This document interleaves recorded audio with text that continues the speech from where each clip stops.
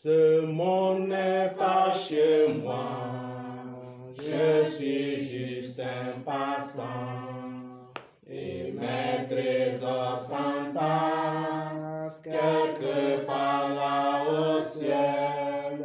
Les anges me font signe depuis la porte du ciel, et je me sens jamais comme chez moi dans ce monde. Seigneur, tu sais, il n'y a point d'amis comme toi. Si le ciel n'était pas chez moi, alors que ferais-je? Les anges me font signe depuis la porte du ciel. Moi, je me sens jamais comme chez moi dans ce monde. Tous sont à mon attente, c'est tout ce que je sais. Il y a longtemps avec Christ, j'ai bien tout arrangé. Bien que faible et pauvre, je sais qu'il me soutient. Moi, je me sens jamais comme chez moi dans ce monde. Seigneur, tu sais, il n'y a point d'amis comme toi. Si le ciel n'était pas chez moi, alors que ferais-je? Les anges me font signe depuis la porte du ciel. Moi, je me sens jamais comme chez moi dans ce monde.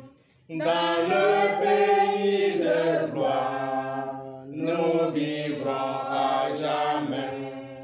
De tous côtés, les saints crient victoire dans les champs. De la plus douce louange qui monte depuis le ciel. Moi, je me sens jamais comme chez moi dans ce monde. Seigneur, tu sais, il n'y a point d'amis comme toi. Si le ciel n'était pas chez moi, alors que ferais-je? Les anges me font signe depuis la porte du ciel. Moi, je me sens jamais comme chez moi dans ce monde. Bonjour, chers frères et sœurs en Jésus-Christ. Je vous propose de lire avec moi dans l'évangile de Luc, chapitre 9, à partir du verset 1. Jésus ayant assemblé les 12, leur donna force et pouvoir sur tous les démons, avec la puissance de guérir les maladies. Il les envoya prêcher le royaume de Dieu et guérir les malades. Ne prenez rien pour le voyage, leur dit-il, ni bâton, ni sac, ni pain, ni argent, et n'ayez pas de tunique. Dans quelque maison que vous entriez, restez-y, et c'est de là que vous partirez. Et si les gens ne vous reçoivent pas, sortez de cette ville et secouez la poussière de vos pieds, en témoignage contre eux. Ils partirent et ils allèrent de village en village, annonçant la bonne nouvelle et opérant partout des guérisons. Que le Seigneur bénisse sa parole. Bonjour, chers frères et sœurs en Jésus-Christ, chers amis, chers internautes. Nous bénissons encore le Seigneur pour l'occasion qu'il nous donne de nous retrouver autour de sa parole. Pour cela, je vous invite à ouvrir la Bible avec moi dans le livre de Jérémie, le prophète, chapitre 15, à partir du verset 16. Tes paroles se sont-elles trouvées, je les ai mangées. Et tes paroles ont été pour moi l'allégresse et la joie de mon cœur. Car je suis appelé de ton nom, ô Éternel Dieu des armées. Je ne me suis pas assis dans l'assemblée des moqueurs, ni ne me suis égayé. À cause de ta main, je me suis assis solitaire parce que tu m'as rempli d'indignation. Amen. Gloire au Seigneur. Nous voyons ici la joie du prophète Jérémie quand il retrouve la parole de Dieu. Je vais faire parallèle avec un autre passage dans le psaume 122. Psaume 122. Ah, c'est David, à partir du verset 1. Psaume 122, verset 1. Je lis. Je me suis réjoui quand ils m'ont dit, allons à la maison de l'Éternel. Nos pieds se tiendront dans les portes, ô Jérusalem. Amen. Gloire au Seigneur. Bien-aimés frères et sœurs, en Jésus-Christ, ce moment je veux faire parallèle, en faisant parallèle avec ces deux passages, nous voyons que ces deux hommes de Dieu éprouvent la joie. L'un, la joie quand il retrouve la parole de Dieu, et l'autre, la joie quand il va à la maison de l'Éternel. Nous voyons que ces deux hommes, leur joie converge à une seule personne, Jésus-Christ. Elohim, Yahweh, le Dieu Tout-Puissant Créateur. C'est là leur joie converge. Jérémie, il éprouve la joie quand il trouve la parole de Dieu. Et même il dit qu'il la dévore. Tes paroles se sont-elles laissées trouver? Je les ai dévorées. Et tes paroles ont fait la joie et l'allégresse de mon cœur. Amen. Alléluia. Et l'autre, il est dans la joie quand on le dit.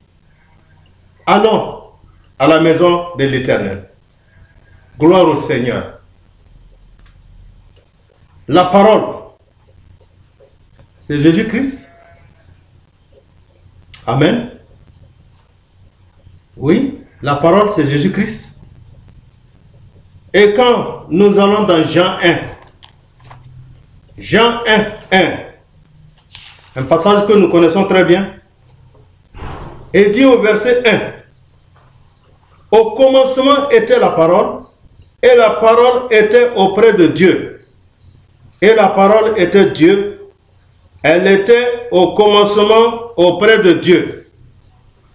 Toutes choses furent faites par elle, et sans elle, pas une seule chose ne fut faite de ce qui a été fait. En elle était la vie, et la vie était la lumière des hommes. Amen. Gloire au Seigneur. Donc nous voyons ici que la parole, c'est Jésus lui-même. C'est le Créateur. Tout a été créé par la parole. Et au commencement, c'était elle qui était là, Jésus-Christ, la parole. Ah oui. Nous le voyons encore, David, dans le psaume 119, il dit quelque chose de très important, psaume 119, le verset 103, il dit ceci: que tes paroles ont été douces à mon palais, plus que le miel à ma bouche. Alléluia. Ça, c'est David qui a expérimenté cela. Il est dans la joie quand il va dans la maison de Dieu. Il trouve aussi la joie quand il retrouve cette parole, que la parole est vraiment douce dans sa bouche, plus que le miel. Bien-aimés frères et sœurs, en Jésus-Christ, Et il faut que nous comprenions cela, Jésus-Christ. C'est lui que nous annonçons. Nous ne parlons pas de nous-mêmes, nous ne parlons pas de personne d'autre. C'est Jésus-Christ. Jésus-Christ qui est la parole et qui est la parole qui a été faite chair. Comme Jean nous le dira encore dans Jean, toujours 1 là, le verset 14. Il dit là-bas, cette parole, elle s'est faite chair. Et la parole devint chair et habita au milieu de nous et nous vîmes sa gloire, une gloire comme d'un Fils unique de la part du Père, pleine de grâce et de vérité. Amen, amen, amen, amen. Donc c'est elle qui est devenue chair. C'est elle qui est venue chair et elle a pris nos péchés dans son corps. Il est allé à la croix. Il a été crucifié là-bas. Il est mort. On l'a enseveli, il est ressuscité. Donc on ne fait que parler de lui. Ah oui. C'est lui le créateur, mais qui a pris un corps de chair pour venir prendre nos péchés dans son corps, nos maladies, toutes ces lois qui nous condamnaient. Nous allons en arriver là. Il les a mises à nu, les dominations, les autorités, les principautés. Satan, il l'a vaincu à la croix. Là, son sang a coulé. Il est descendu dans la tombe. Le dernier ennemi qui est la mort, Jésus l'a vaincu. Jésus est sorti vivant de la tombe. Gloire au Seigneur. Et c'est lui que nous annonçons. Et il est merveilleux, il est glorieux. Pierre va le dire également. Regardons, dans 1 Pierre 2, Pierre 2, 1 Pierre 2, Pierre va nous dire que c'est la pierre angulaire, la pierre de l'angle, et que chacun de nous est une pierre. 1 Pierre 2, regardons le verset 4. Vous approchant comme d'une pierre vivante, rejetée par des hommes, mais choisie et précieuse auprès de Dieu. Vous-même aussi, comme des pierres vivantes, êtes édifiés une maison spirituelle, une sainte sacrificature pour offrir des sacrifices spirituels agréables à Dieu par Jésus-Christ. Alléluia. Vous voyez maintenant comment on comprend la maison de Dieu. Quand David a éprouvé la joie d'aller, ce n'est pas des bâtiments. Ce n'est pas les bâtiments. C'est toi et c'est moi, notre rassemblement. Pierre dit ici, Jésus-Christ est la pierre vivante qui est rejetée par les hommes, mais qui a été choisie par Dieu lui-même. Et nous, nous sommes des pierres vivantes. Et nous nous assemblons autour de Jésus. Et pour lui apporter des victimes spirituelles. Pour faire un sacerdoce. C'est le rassemblement des chrétiens, de ceux qui ont Jésus-Christ. C'est leur rassemblement qui forme la maison de Dieu. Ce n'est pas un bâtiment. Donc c'est toi et puis c'est moi. Nous assemblons autour du Seigneur Jésus. Et c'est lui qui est au milieu de nous. C'est lui qui est le patron.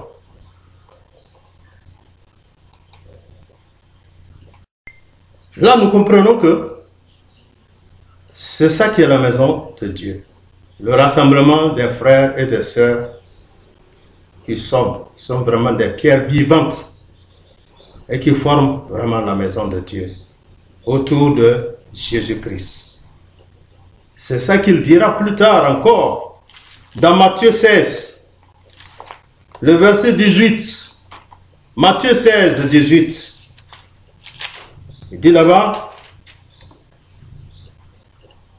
je te dis que tu es Pierre, et sur ce roc je bâtirai mon assemblée, et les portes du Hadès ne prévaudront pas contre elle. Amen. Ah, on comprend maintenant. L'assemblée là, c'est l'assemblée de Jésus-Christ. Amen. Je bâtirai mon assemblée. Et les portes de séjour ne prévaudront point contre elle. Alors donc c'est ça, la maison de Dieu. David a compris ça.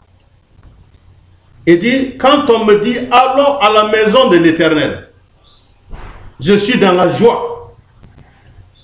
Il a compris ce que veut dire vraiment la maison de l'Éternel. Quand on comprend ce que veut dire la maison de l'Éternel, le rassemblement des frères et des sœurs, là où Jésus lui-même est le patron, alors nous devons éprouver de la joie. Nous devons éprouver la joie. Pas à cause du bâtiment. Non, parce que Jésus lui-même, il est là. C'est lui la vraie pierre angulaire. Ce n'est pas la maison d'un pasteur, ce n'est pas la maison d'un prophète, ce n'est pas la maison de personne, mais c'est la maison de Jésus-Christ. Il n'y a qu'une seule maison, une seule église. Il dit, je bâtirai mon assemblée et les portes de séjour ne prévaudront point contre elle. C'est là qu'il dira encore dans Matthieu 20, alors si vous êtes assemblés, effectivement, à cause de mon nom, là je suis là au milieu de vous. Matthieu 18, 20. Matthieu 18, 20. Car là où 2 ou 3 sont assemblés à mon nom, je suis là au milieu d'eux. Amen, alléluia, gloire au Seigneur. Ah oui, et là nous comprenons maintenant. C'est le rassemblement des frères et des sœurs. Je parle vraiment des vraies pierres vivantes. C'est ça qui forme la maison de Jésus-Christ. Amen. Et c'est ça que nous prêchons. Alors, parlons encore. Cette pierre vivante qui est la parole, nous devons la manger aussi. Jérémie l'a mangé, il dit qu'il l'a dévoré. C'est là plus tard, nous voyons Jésus, on va en parler dans Matthieu, dans Jean 6. Celui qui ne mange pas ma chair et ne boit pas mon sang n'est pas digne de moi. Et les gens n'ont pas compris, ils sont retournés. La parole, il faut la manger. Il faut la dévorer. C'est ça qui fait la joie dans notre cœur. Le même David l'a éprouvé. Il a éprouvé également. Il a expérimenté cela dans Psaume 81. Psaume 81. Le verset 10. Nous y sommes. Psaume 81, 10. Il dit là-bas, moi je suis l'Éternel ton Dieu, qui t'ai fait monter du pays d'Égypte. Ouvre ta bouche grandement, et je la remplirai. Amen. Ouvre ta bouche, et je la remplirai. Il va la remplir de quoi? De sa bouche, de sa parole. Et c'est ça qui nous interpelle, bien-aimés frères et sœurs. Ouvre ta bouche grande, je vais la remplir. Si la bouche est grandement ouverte et qu'elle est remplie de la parole de Dieu, tu ne peux que parler de Jésus-Christ. Et pourquoi nous sommes là, nous parlons de Jésus. Il remplit nos cœurs de lui-même. Et nous ne pouvons que parler de lui. Amen. Gloire au Seigneur. Alors nous comprenons que nous devons vraiment toujours ouvrir notre cœur à la parole de Dieu. C'est quand vraiment tu reçois la parole de Dieu et tu pars dans la maison de Dieu. Vous voyez que ces deux-là, ça converge à la seule personne, Jésus-Christ, qui est la parole, qui est Elohim, qui est Yahweh, qui est le Créateur.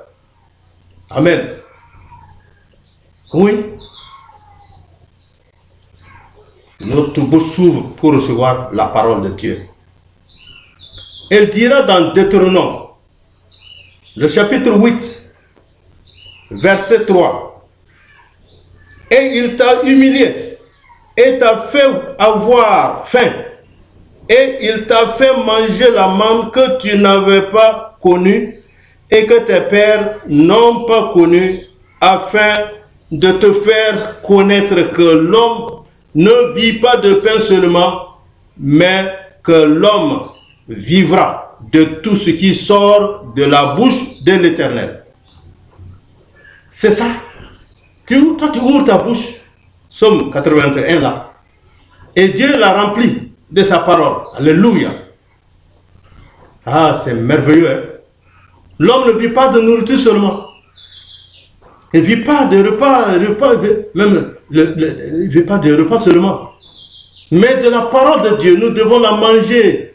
Nous devons la méditer tous les jours et trouver notre joie là-dedans. Amen. C'est ça qui est le pain, ça qui est la nourriture. Jésus dira ça aux Juifs dans Jean 6. Jean 6, il va le dire.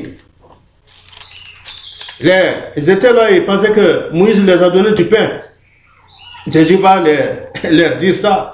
Jean 6, 32. Alors, il dit là-bas, Jésus donc leur dit, en vérité, je vous dis, Moïse ne vous a pas donné le pain qui vient du ciel, mais mon Père vous donne le véritable pain qui vient du ciel. Car le pain de Dieu est celui qui descend du ciel et qui donne la vie, au monde. Le verset 34, il lui dit donc, Seigneur, donne-nous toujours ce pain-là. Et Jésus leur dit, moi je suis le pain de vie. Celui qui vient à moi n'aura jamais faim, et celui qui croit en moi n'aura jamais soif. Amen, amen, amen, amen. Gloire au Seigneur. C'est lui le pain, il faut le manger. Si tu le manges, tu n'auras jamais faim, tu n'auras jamais soif encore. Jésus est l'eau de vie, il est le pain de vie. Alléluia, gloire au Seigneur. Bien-aimés frères et sœurs, pensons-y, hein? C'est ça. Quand tu reçois la parole de Dieu, tu es content de venir dans sa maison. Sa maison, c'est lui-même qui est là, le patron. Il ne parle pas des maisons où c'est l'homme qui est là aujourd'hui. C'est le prophète qui est là. Non. Ça, c'est des boutiques de commerce. Les gens en ont fait des boutiques de commerce. Ils vendent tout là-bas. Ils font des faux miracles. Ils font des fausses guérisons. Non. Là où l'homme est là, dans son orgueil, Jésus n'est pas là-bas. Jésus n'est pas là-bas. Jésus est là, là où il y a l'humilité, là où vraiment on laisse la place à lui. Et là, quand on vient, nous recevons la guérison, nous recevons la vie, nous recevons le réconfort. C'est ça. David a expérimenté ça. Il sait que quand il vient dans la maison de Dieu, il ne retourne pas comme il est venu. Il le retourne renouvelé, il le retourne avec la joie, il le retourne pardonné, il le retourne guéri. C'est ça qu'il nous faut aujourd'hui, bien-aimés frères et sœurs. Oui, venons véritablement dans la présence de ce Jésus-là. Mangeons sa parole, mangeons-le, vivons de lui, parlons de lui. Quand notre bouche est remplie, il a rempli. Quand c'est rempli, nous ne pouvons que parler de lui. Amen. Gloire au Seigneur. Amen. Gloire au Seigneur. Bien-aimés frères et sœurs, chers internautes, chers amis, nous ne pouvons que parler de ce Jésus. C'est lui qui est la parole. Celui qui vient à moi, il doit vraiment m'aimer. Il doit accepter ma parole. Il doit vivre de ma parole. Il doit renoncer à lui-même. Il doit prendre sa croix. Et puis me suivre tous les jours, pas de temps en temps. Non, il faut mourir. Et puis vivre pour Jésus. Alléluia. C'est ça qu'il faut aujourd'hui. Être vraiment un disciple accompli de Jésus-Christ. Parler de Jésus. Notre bouche est remplie de Jésus. Toi, ta bouche est remplie de quoi? Ta bouche est remplie de quoi? Des paroles de ce monde? De la philosophie? Ou bien, ta bouche est remplie de quoi? La télévision? Les films? Ou bien je ne sais quoi? Des causeries inutiles? Non. Si ta bouche est remplie, tu vas parler du monde. Ce que ta bouche là est remplie là, c'est ça que tu vas parler. Alors nous ne sommes pas invités à cela. Un vrai croyant, un vrai fils de Dieu, une vraie fille de Dieu, et il ouvre sa bouche grande et Dieu la remplit. Et il ne peut que parler de Jésus. Il ne peut que être dans la joie quand il va dans la maison de Jésus. Je parle la maison de Jésus qu'il a dit dans Matthieu 16. Je bâtirai mon assemblée et les portes de séjour ne prévaudront point contre elle. Alléluia. L'assemblée appartient à Jésus. Ça n'appartient pas à un homme. C'est à Jésus que ça appartient. Alors, si nous y allons, Jésus est là, avec tous nos soucis, avec nos problèmes, avec nos inquiétudes, avec nos maladies, il va vraiment donner la solution. Forcément. Amen. Nous allons voir des miracles, nous allons voir des guérisons, les vrais miracles, les vraies guérisons. Âme et esprit et corps. Oui, car c'est son assemblée et nous sommes chez lui. Amen. Alors, la parole, je l'ai recueillie et je l'ai mangée. Et elle a fait la joie et l'allégresse de mon cœur. Ah oui. Nous avons aussi un exemple dans 2 Chroniques, avec le roi Josias. 2 Chroniques 34. 2 Chroniques 34. Ça, c'est le roi Josias. Alors, nous le voyons en ce temps. La parole de Dieu n'était pas tout le temps permanent comme ça, avec les rois qui se sont succédés. Alors, il y a d'autres qui n'ont pas marché selon la parole. Soit ils ont enfoui ça dans des lieux, dans la maison de Dieu, et personne ne découvrait ça. Mais quand le roi Josias, lui, il est arrivé, il a retrouvé ça. Lisons dans 2 Chroniques, le chapitre 34, regardons le verset 1. Josias était âgé de 8 ans lorsqu'il commença à régner, et il régna 31 ans à Jérusalem. Et il fit ce qui est droit aux yeux de l'Éternel, et il marcha dans les voies de David, son père, et ne s'en écarta ni à droite ni à gauche. Ça, c'est déjà bon pour un début. Amen. Alors, nous continuons au verset 14. Verset 14 de Chroniques 34, verset 14. Alors, voici qu'on va découvrir la parole de Dieu. Et comme on sortait l'argent qui avait été apporté dans la maison de l'Éternel, Ilkija, le sacrificateur, trouva le livre de la loi de l'Éternel donné par Moïse. Amen. Vous voyez, c'était enfoui. On ne savait pas. On vient de découvrir ça. Il va porter ça alors au roi. Voilà, le verset 18. Et Shaphan, le scribe, raconta au roi disant, Ilkija, le sacrificateur, m'a donné un livre. Et Shaphan y lut devant le roi, et il arriva que, quand le roi entendit les paroles et la loi, il déchira ses vêtements. Alléluia, gloire au Seigneur. Il déchira ses vêtements. Pourquoi il déchira ses vêtements? Par rapport au contenu. Par rapport au contenu de la parole. Amen. Il ne le savait pas. Mais à partir du moment quand on a lu le livre de la loi devant lui, ça l'a tellement touché. Il s'est levé, il a déchiré ses vêtements. Un roi qui déchire ses vêtements, c'est la repentance. Il s'humilie devant le Seigneur. Parce que la parole de Dieu dit, la foi vient de ce que nous entendons. Et ce que nous entendons vient de la bouche de l'Éternel. Bien-aimés frères et sœurs, chers internautes, quand vous entendez la parole de Dieu, est-ce que ça vous fait quelque chose? Ça fait trembler vos cœurs? Ça vous interpelle? Ça vous touche? C'est ça. Si tu es indifférent à l'écoute de la parole de Dieu, ça n'a pas de sens. Tu vas à l'assemblée, tu vas à la réunion, on prêche, tu ressors, tu ne retiens plus rien. La réunion prochaine, tu ne retiens plus rien même. Tu ne sais pas ce qu'on a dit la semaine surpassée. N'est-ce pas normal? Revenons, mangeons la parole. Aimons la parole. Aimons le Seigneur.